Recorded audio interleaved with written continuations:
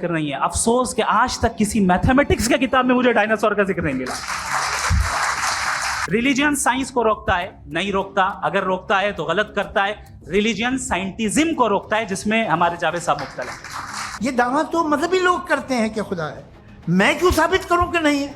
जब तक आप मुझे कन्विंस नहीं कर देंगे मैं नहीं मानूंगा। वक्त भी नहीं था, कुछ भी नहीं था। कैसे नहीं था? खुदा था।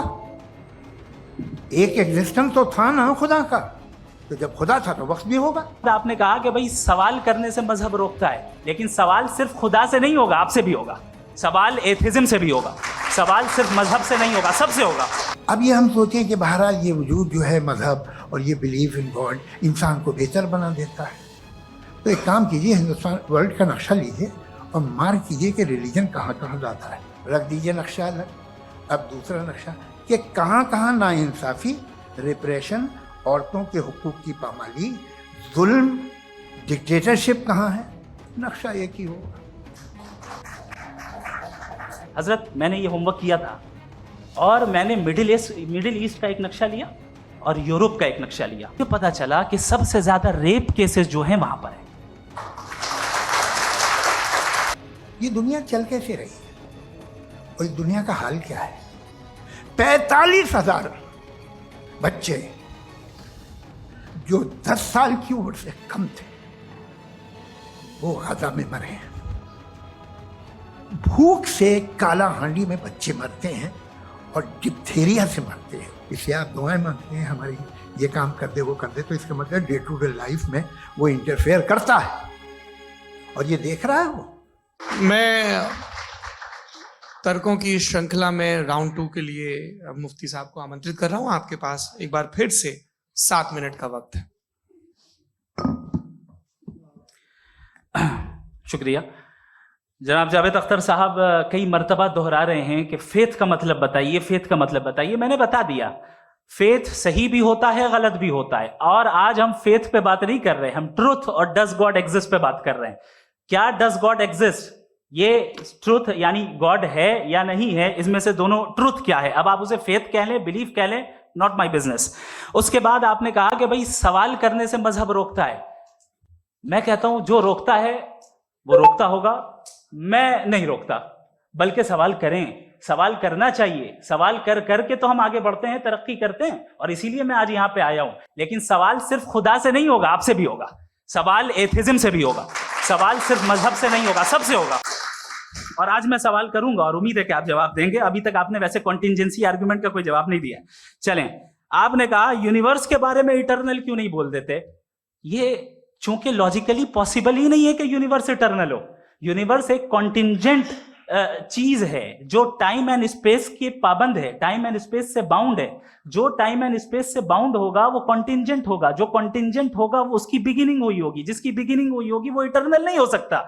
ये तो कॉमन सी बात है। आपने कहा कि किसी मजहबी किताब में डायनासोर का जिक्र नहीं है। अफसोस कि आज तक किसी मैथमेटिक्स के किताब में मुझे डायनासोर का जिक्र नहीं मिला। तो इसका मतलब मैथमेटिक्स की किताब बेकार है? नहीं, उसका वो टॉपिक नहीं है। रेवलेशन का और मजहबी किताबों का टॉपिक ये नहीं है कि आपको आके बताए साइकिल कैसे बनाते हैं, या आकर ये बताएं कि जो है डायनासोर कब था। वो तो मोरालिटी सिखाने आया है, गॉड के बारे में बताने आया, नॉन फिजिकल रियलिटी की हकीकत को सिखाने के लिए आया। अल्लाह उन्हीं लोगों की तौबा को। रिलीजियन साइंस को रोकता है? नहीं रोकता। अगर रोकता है तो गलत करता है। रिलीजियन साइंटिज्म को रोकता है, जिसमें हमारे जावेद साहब मुब्तला है। साइंस और साइंटिज्म में फर्क है। साइंटिज्म यह है कि आप समझें कि साइंस और साइंटिफिक मेथोडोलॉजी ये नॉलेज को हासिल करने का वाहिद सोर्स ऑफ नॉलेज है। यह है साइंटिज्म। हम इसे रिजेक्ट करते हैं। हम साइंस को तो तरक्की करते हैं। भाई आप हमारी पूरी तारीख कर लें, पढ़ लें तो आपको पता चल जाएगा। बहरहाल ये अलग टॉपिक है। उसके बाद इन्होंने एक लफ्ज कहा, वेटिकन ने फतवा दिया। वेटिकन का फतवे से कोई ताल्लुक नहीं है, दोनों कॉन्ट्राडिक्टरी अल्फाज हैं। उसके बाद उन्होंने कहा कि भाई हमें नहीं मालूम। अगर नहीं मालूम तो क्लियरली कह देना कि नहीं मालूम है, इसमें क्या हर्ज है।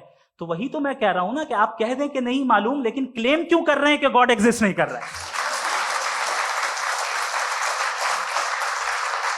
आप कह दें नहीं मालूम है, हो सकता है हो सकता ना हो, लेकिन आप क्लेम कर रहे हैं। The moment you say God does not exist, this is a claim, and now the burden of proof is upon you too, जैसे हमारे ऊपर है। और क्यों है मैं बताता हूं, क्यों है ये भी मैं बताता हूं। फिलोसॉफिकली जो क्लेम होता है ना, सिर्फ ये नहीं होता कि इंसान कहे पॉजिटिव क्लेम करे और नेगेटिव क्लेम करे तो बर्डन ऑफ प्रूफ नहीं है। आप मिसाल के तौर पे मैं कहूं कि फुला उस कमरे में कोई नहीं है, मैंने एक नॉलेज का क्लेम किया है। उस कमरे में कोई नहीं है, मैंने एक नॉलेज का क्लेम किया। या तो मैं कहूं मुझे नहीं पता, हो भी सकता है नहीं भी हो सकता है, this is not a claim. लेकिन जब मैं कह रहा हूं कि वहां कोई नहीं है या मैं कह रहा हूं वहां कोई है, दोनों क्लेम है और दोनों के ऊपर बर्डन ऑफ प्रूफ है। हमारे ऊपर भी बर्डन ऑफ प्रूफ है, मैंने कंटिजेंसी आर्ग्यूमेंट दिया, इसे तोड़कर दिखाइए। आखिरी चीज, इन्होंने कहा कि खुदा दुनिया बनाने से पहले 150 साल पहले या करोड़ों साल पहले क्या कर रहा था। अरे हजरत, चलें बहरहाल मैं जवाब दे देता हूं, आप हमारे रिस्पेक्टेड पर्सनालिटी हैं, अगर आप नहीं होते तो मैं इसे एंटरटेन ही नहीं करता। टाइम, ये 100 साल पहले या 100 साल बाद, पहले बाद में अभी, ये वो अल्फाज हैं जिनका ताल्लुक टाइम से है। टाइम शुरू ही हुआ है यूनिवर्स की बिगिनिंग के बाद, तो उसके पहले खुदा क्या कर रहा था, सवाल इलॉजिकल है, ये फेलेसी है। यानी आप ये कह रहे हैं कि यूनिवर्स के बनने से पहले खुदा क्या कर रहा था, टाइम के बनने से पहले, पहले का ताल्लुक टाइम से, टाइम उस वक्त था ही नहीं, तो ये सवाल ही इनवैलिड है खुदा के ताल्लुक से। दूसरी चीज, आर्ग्यूमेंट ऑफ कंटिजेंसी जो मैंने आपके सामने पेश की है, आपने बार बार ये प्रूफ किया और ये कह रहे हैं कि गॉड ऑफ गैप्स। देखिए पहले नहीं मालूम था, साइंस ने कर दिया। सिंपल्स की मिसाल से मैं समझा देता हूं। जिस गैप्स की आप बात कर रहे हैं ना, साइंस उन गैप्स को जिन चीज के जरिए भी प्रूव करेगा वो कॉन्टिंजेंट ही होगा, अब चाहे वो फोर्स हो, मैटर हो या एनर्जी हो। लिहाजा सवाल हमारा उस वक्त भी वैलिड होगा जब तक कि आप नेसेसरी बीइंग पे ना आ जाएं, और इन्फिनिट रिग्रेस पॉसिबल नहीं है of causes in practical world, तो जाहिर है कहीं रुकना पड़ेगा, जहां रुकेंगे वही खुदा है। दूसरी चीज, आपने ये कहा, क्या कह रहा था मैं, किस पॉइंट को? What? Oh no, after that, just now. हाँ, जहां रुकेंगे वही खुदा है। बहरहाल, तो टाइम का जिक्र हो गया, गॉड ऑफ गैप, सॉरी, या इसकी एक मिसाल आप ले लें। एक कार है, एक साहब ने देखा कि भाई कार जो है उसके व्हील्स कितने अच्छे लगे हुए हैं, सही जगह पे, स्टीयरिंग जो है कितने अच्छे जगह पे लगी हुई, और सीट्स कितने वेल डिजाइंड है, कितनी प्रिसाइजली ये कार काम कर रही है, तो जरूर कोई ना कोई इसे क्रिएट किया है, किसी ने क्रिएट किया है। अब जावेद साहब आए और कहे, अरे जनाब बोनेट खोलिए, इसमें इंजन है, इंजन इस कार को चला रहा है, hence prove no one has created the car. This is illogical, this is irrational. आपने इंजन के जरिए उस गैप को तो साबित किया, लेकिन क्या उससे कार की जो क्रिएशन है और उसका जो क्रिएटर है ये इम्पॉसिबल हो जाए, ऐसा पॉसिबल है? उसका सवाल खत्म हो जाए, ऐसा पॉसिबल है? नहीं। आपने गैप्स को फिल करके, कॉन्टिंजेंट चीजों से गैप्स को फिल करके हमारे ऑब्जर्वेशन को और ब्रॉड कर दिया। अब हमें और पता चल गया कि ये जो कार है इसका सिस्टम कितना ज्यादा कॉम्प्लेक्स है। पहले कम समझते थे, अब कॉम्प्लेक्सिटी और ज्यादा वाजे हो गई। अब हमें समझ में आ रहा है कि हमारी सर्टेनिटी और बढ़ गई कि जरूर इस कार को किसी ना किसी ने बनाया। यही मामला यूनिवर्स का है। साइंस हमेशा फिजिकल वर्ल्ड की चीजों को ही फिल करती जाएगी और फिजिकल चीजों से ही करती जाएगी, चूंकि एम्पेरिकल एविडेंस का ताल्लुक फिजिकल वर्ल्ड से है। आप साइंस के जरिए मेटाफिजिकल रियलिटी को कभी साबित नहीं कर सकते। ये रॉन्ग टूल का इस्तेमाल करना है। ये वही काम है कि आप मेटल डिटेक्टर से प्लास्टिक डिटेक्टर करने चलें, जो कि जाहिर है सही नहीं है। Thank you.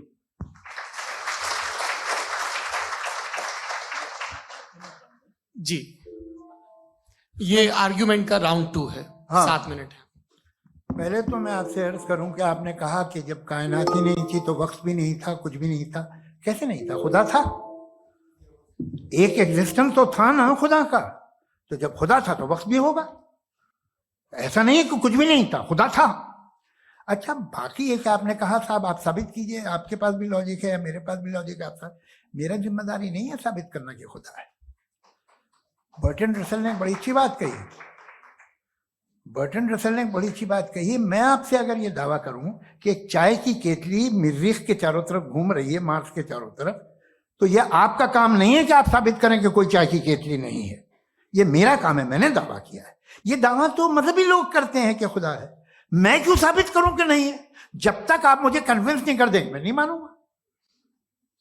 आपकी जिम्मेदारी है, मेरी जिम्मेदारी नहीं है। दोयम ये कि ये जो आप कह रहे हैं, जो गैप्स हैं, ये गैप जब जब किसी मजहब को चैलेंज करते हैं, जब ऐसा कोई बात आती है तो हंगामा हो जाता है कि जब वो चैलेंज करें किसी फेथ को। ये तमाम साइंस जो है इसे मुख्तलिफ जगहों पे मुख्तलिफ वक्तों में मजहब ने रोकने की कोशिश की है। ये किताब है रिलीजन एंड साइंस बर्टरांड रसल की, पढ़िएगा, अच्छी लगेगी आपको। तारीख ही है साइंस, मजहब की साइंस से उसका यही रिश्ता है। अच्छा, अब ये हम सोचें कि बहरहाल ये वजूद जो है मजहब और ये बिलीव इन गॉड इंसान को बेहतर बना देता है, तो एक काम कीजिए, हिंदुस्तान वर्ल्ड का नक्शा लीजिए और मार्क कीजिए कि रिलीजन कहाँ कहाँ ज़्यादा है, कहाँ कहाँ, चाहे वो लैटिन अमेरिका हो या मिडल ईस्ट हो या फार ईस्ट हो या हिंदुस्तान के वो इलाके जहाँ मजहबियत ज़्यादा है। रख दीजिए नक्शा अलग। अब दूसरा नक्शा कि कहाँ कहाँ नाइंसाफ़ी, रिप्रेशन, औरतों के हुकूक की पामाली, जुल्म, डिक्टेटरशिप कहाँ है, नक्शा एक ही होगा। तो आप मुझे बताएं कि जो इसका तरकीब इस्तेमाल क्या है, खुदा का तरकीब इस्तेमाल तो बताइए। आप छोटी सी दवा सड़क पे बेचते हैं, उसकी भी तरकीब इस्तेमाल बताते हैं। इसके इस्तेमाल से तो फायदे नहीं हुआ किसी को। जो सारे के सारे खराब मुल्क हैं, खराब समाज है, वो सारे जुल्म खुदा के नाम पे करते हैं। वो गलत करते हैं, सही करते हैं, मुझे क्या लेना देना उससे। इस्तेमाल से मालूम होता ना। एक विस्की की बोतल कभी शायद देखी हो आपने, लाल रंग की होती है, उस पर रोशनी और छिपड़ी इंतहाई खूबसूरत लगती है, क्या बिगाड़ रही है किसी का? उसका इस्तेमाल गलत है, इसलिए आप उसे नापसंद करते हैं। इसका इस्तेमाल गलत है, इस तसव्वुर का इस्तेमाल ही गलत है और हमेशा से गलत हुआ है। आप देख लीजिए, इंसानी तारीख देख लीजिए, आज देख लीजिए, हिंदुस्तान देखिए, दुनिया देख लीजिए, क्या हो रहा है। इसे कैसे इस्तेमाल कर रहे हैं फेथ वाले लोग? क्या फेयर हैं, जस्ट हैं, जो अपने खुदाओं पे यकीन रखते हैं? वो किस तरह के लोग? वो लोगों को इंसाफ देते हैं, वो बेहतर इंसान बने। तो इस दवा का फायदा क्या है? चलो बहुत फायदा हो रहा तो मैं इस्तेमाल कर लूंगा, मगर मुझे तो इस दवा का कोई फायदा दिखता ही नहीं। मुझे तो ऐसा लगता, मैं एक और बात बताऊं, अगर कोई आदमी मजहबी है और अच्छा आदमी है तो मैं उसकी बहुत इज्जत करता हूं, इसलिए कि मेरा ख्याल है मजहबी आदमी का अच्छा होना मुझसे अच्छा होने से ज्यादा मुश्किल है। भाई हर चीज की एक लिमिट है। आप इतना भाग सकते हैं, इतना नहीं भाग सकते, इतना वजन उठा सकते, इतना नहीं उठा सकते, इतना दूर देख सकते हैं, इतना दूर नहीं देख सकते। उसी तरह कॉमन सेंस कहता है कि आप में नेकी का भी एक कोटा होगा। अब आप अगर सुबह जाते हैं अपनी इबादत गाह और इबादत करते हैं, तो बाहर निकलते हैं तो आप तो यही महसूस करते हैं कि आपने एक बहुत अच्छा काम किया, आपकी नेकी का एक बहुत बड़ा कोटा खर्च हो गया जिससे किसी का कोई फायदा नहीं। मैं तो नहीं जाता हूं तो मुझे तो किसी को खाना खिलाना पड़ेगा, किसी बेवा की मदद करनी पड़ेगी। मैं अपना कोटा कैसे कंज्यूम करूं? आप अपना कोटा, सारे मजहबी लोग इंतहाई यूजलेस कामों में यूज करते हैं। उसके बाद भी अगर आप में बच्ची है थोड़ी सी शराफत, तो भाई वाह, क्या बात।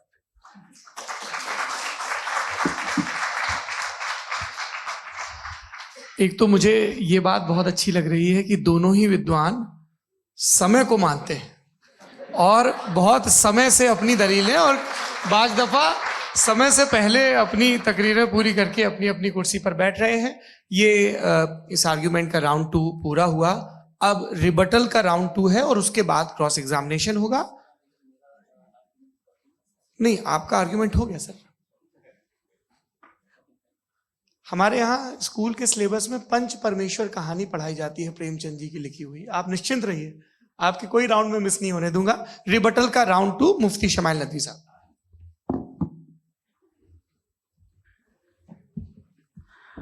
असल में जो हकीकी प्रॉब्लम है, असल प्रॉब्लम है, वो ये है कि जावेद साहब के पास कॉन्सेप्ट ऑफ गॉड क्लियर नहीं है। इन्होंने कहा कि कायनात से पहले खुदा तो था, तब भी तो टाइम होगा। कि टाइम कायनात का हिस्सा है। हम खुदा, उस खुदा को मानते हैं, नेसेसरी बीइंग का टाइमलेस होना जरूरी है, चूंकि वो टाइम का क्रिएटर है। जब उसने टाइम को क्रिएट किया तो वो खुद टाइम पे कैसे होगा? उसने जब स्पेस को क्रिएट किया तो खुद स्पेस में कैसे होगा? अगर वो टाइम एंड स्पेस को पहले से ही उसका पाबंद है तो फिर किस चीज को उसने क्रिएट किया? लिहाजा ये सवाल गलत है कि खुदा था तो टाइम होगा। बिल्कुल नहीं, टाइम के पाबंद हम है, खुदा नहीं है। हम फिजिकल वर्ल्ड से ताल्लुक रखते हैं, वो मेटाफिजिकल रियलिटी है। दूसरी चीज इन्होंने मिसाल दी कि चाय की केतली हवा में घूम रही होगी, और पता नहीं शायद वो बर्टन रसल का उन्होंने हवाला दिया। बहरहाल यही प्रॉब्लम है। प्रॉब्लम यही है कि हम चीजों के दरमियान डिफरेंशिएट नहीं कर पाते। ये जो आपने मिसाल दी ये इमेजिनेशन है, और मैं जो साबित कर रहा हूं वो लॉजिकल नेसेसिटी है। आप इमेजिन करने आए तो कुछ भी करें, जुपिटर में पिंक एलिफेंट होगा, यूनिकॉर्न होगा, करें, उससे कायनात पे क्या फर्क पड़ता है? उससे आप लॉजिकल नेसेसिटी साबित नहीं कर सकते। मैं तो उस प्राइम कॉज की बात कर रहा हूं, उस नेसेसरी बीइंग की बात कर रहा हूं जिसके बगैर इस कायनात का एग्जिस्टेंस मुमकिन नहीं है। दूसरी चीज, मजहब को साइंस चैलेंज करती है वगैरह वगैरह, ये हमारा टॉपिक ही नहीं है।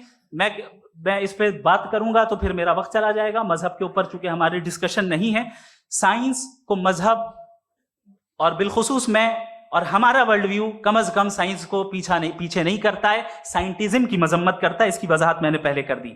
दूसरी चीज इन्होंने कहा वर्ल्ड का नक्शा लीजिए, वर्ल्ड मैप लीजिए, दो अलग अलग जगह की। हजरत मैंने ये होमवर्क किया था, और मैंने मिडिल ईस्ट का एक नक्शा लिया और यूरोप का एक नक्शा लिया। ये मजहबी इलाका और ये लिबरल और एथीस्ट इलाका। मुझे पता चला कि सबसे ज्यादा रेप केसेस जो हैं वहां पर है।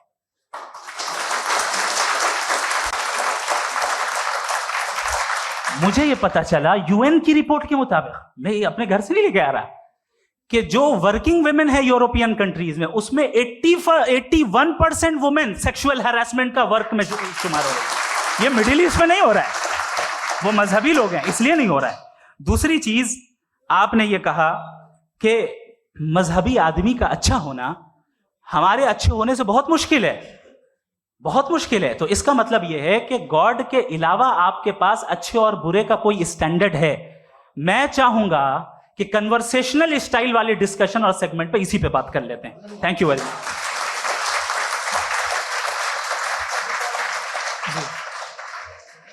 ये रिबटल का राउंड 2 है। आपके पास 5 मिनट का वक्त है, और इसके बाद क्रॉस एग्जामिनेशन शुरू करेंगे। आप चाहें तो जो इन्होंने सवाल पूछे उनके जवाब आप रिबटल में भी दे सकते हैं। जी देखिए, पहले तो ये बात कि ये मिसाल गलत नहीं है, गलत है। इन्होंने पहले ही हमको डिसार्म कर दिया।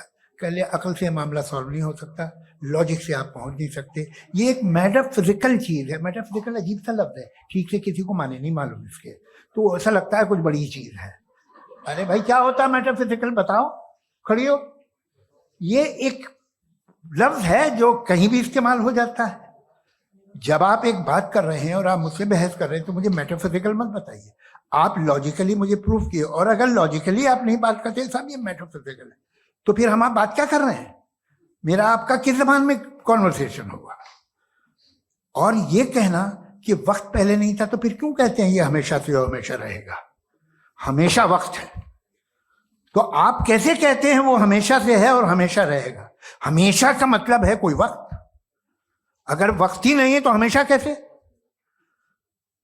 बाहर वो रहेगा। अब मैं ये देखता हूं, आपने कहा ना कि वहां रेप ज्यादा होते हैं, तो हम एक बात देखते हैं कि ये दुनिया जिसपे वो कादर मुतलक है, जिसकी मर्जी के बगैर पत्ता भी नहीं हिलता, ओमनीपोटेंट है, ये दुनिया चल कैसे रही है? और इस दुनिया का हाल क्या है? 45,000 बच्चे जो 10 साल की उम्र से कम थे वो गाजा में मरे। भूख से काला हांडी में बच्चे मरते हैं और डिप्थेरिया से मरते हैं। डिप्थेरिया अजीब मर्ज है, गले में जाली बनना शुरू